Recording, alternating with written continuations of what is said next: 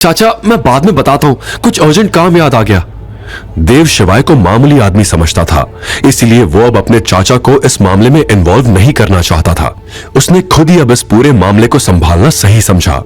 दिनेश भी birthday party की तैयारी में बिजी था, इसलिए उसने देव के मैटर को इग्नोर कर दिया और कहा, ठीक है, अपना ख्याल रखना और अब कोई नया पंगा मत ले लेना। जी चाचा, मैं समझ गया।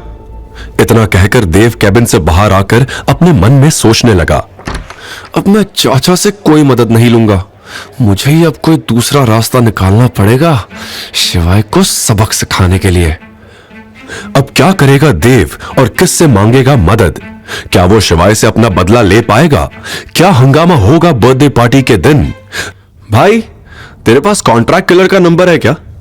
देव ने पूछा। किसको उड़ाने की सोच रहा है? फोन के दूसरी तरफ से आवाज आई, है एक, लेकिन तू ये सब छोड़, अगर नंबर है तो दे। ठीक है, थोड़ा टाइम दो, बताता हूं। देव के दोस्त ने उससे फोन पर कहा और कॉल काट दिया। देव किसी भी तरह से शिवाय को खत्म करना चाहता था। वो अपने दिमाग में इन सब बात की प्लानिंग कर ही रहा था कि तभी उसके पास दोस्त का कॉल आ गया। तूने जो काम बताया है उसके लिए हेडशॉट सही बंदा है, उसे कॉल कर ले, मैंने नंबर शेयर कर दिया है। हेडशॉट? उसका नाम सुनते ही देव फिर से निराश हो गया। उसने अपने दोस्त से कहा, तू सच में हेडशॉट को इतना बड़ा गुंडा मानता है?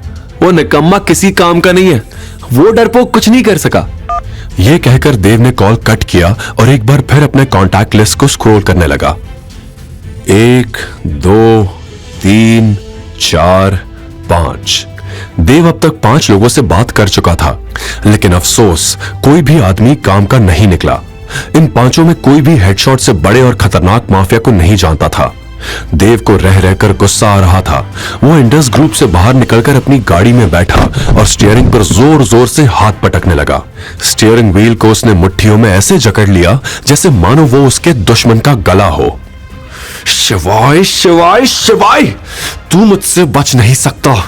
इस बार तुझे पाताल से भी खोज के लाना पड़े तो भी मैं लाऊंगा, लेकिन तुझे मैं नर्क की सैर करा कर ही दम लूंगा। देव दांत पीसते हुए शिवाय का नाम ऐसे ले रहा था मानो कोई नाग जहर उगल रहा हो। तभी अचानक उसके दिमाग में एक चेहरा कौंध गया। जोसेफ, मेरा दोस्त, भला मैं इसे कैसे भूल गया? उसकी आंखें चमक उठी जैसे अंधेरे में कोई रोशनी की किरण दिखी हो। हाँ, जोसेफ, उसे जरूर पता होगा। दरअसल जोसेफ देव का कॉलेज फ्रेंड था, जिसका हमेशा से बड़े बड़े गुंडों और किलर्स से कांटेक्ट रहता था। कॉलेज में भी सभी स्टूडेंट्स जोसेफ से बहुत डरते थे, इसलिए कोई उससे पंगा नहीं लेता था। देव ने कुछ दिन पहले सोशल मीडिया पर जोसेफ का पोस्ट देखा था, तब उसकी थोड़ी बहुत बात जोसेफ से मैसेज पर हुई थी। देव ने फटाफट अपना फोन निकाला और कॉन्टैक्ट लिस्ट से जोसेफ का नंबर निकालकर उसे कॉल लगा दिया। कॉल रिसीव होते ही देव खुशी से बोल पड़ा, हेलो जोसेफ, कैसे हो तुम? मैं ठीक हूं, तुम कैसे हो? और आज कैसे याद कर लिया मुझे? जोसेफ ने पूछा।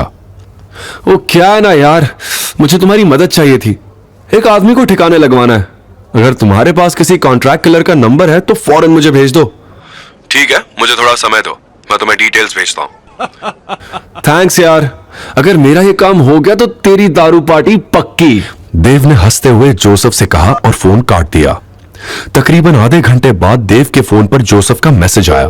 देव ने फटाफट मैसेज खोलकर देखा तो यह किसी भोलू बिहारी का नंबर था। देव कुछ सोचता इससे पहले ही जोसेफ का कॉल भी आ गया। देव, मैंने तुम्हें भोलू बिहारी का नंबर भेजा है। यह आदमी चंबल का बहुत बड़ा डाकू है, या यूं कहूं कि पूरा का पूरा राक्षस है, जो किसी भी आदमी को जिंदा खा सकता है। इसकी बेरहमी के चर्चे दूर दूर तक है। मेरे सारे कॉन्टैक्ट्स में सबसे बेस्ट आदमी यही है। तुम जैसे कहोगे यह आदमी बिल्कुल वैसे ही काम करेगा। जोसेफ ने देव को भोलू बिहारी की सारी खूबियां गिना दी। जोसेफ की बात सुनकर देव की खुशी का ठिकाना नहीं रहा। उसे ऐसा ही आदमी शिवाय को ठिकाने लगाने के लिए चाहिए था। देव ने जोसेफ से बात खत्म करके फौरन भोलू बिहारी को कॉल लगा दिया। The number you have dialed is currently switched off. Please try again later. अरे यार, इसका तो नंबर ही बंद है। अब क्या करूं? ऐसे बेकार लोग हमेशा मुझे ही क्यों मिलते हैं? कहीं जोसेफ ने गलत नंबर तो नहीं दे दिया? आगे की कहानी जानने के लिए देखिए अगला एपिसोड सिर्फ पॉकेट FM के YouTube चैनल पर। और शिवाय एक विनाशक के सारे एपिसोड्स को सुनने के लिए डिस्क्रिप्शन में दी लिंक से डाउनलोड करें पॉकेट FM ऐप।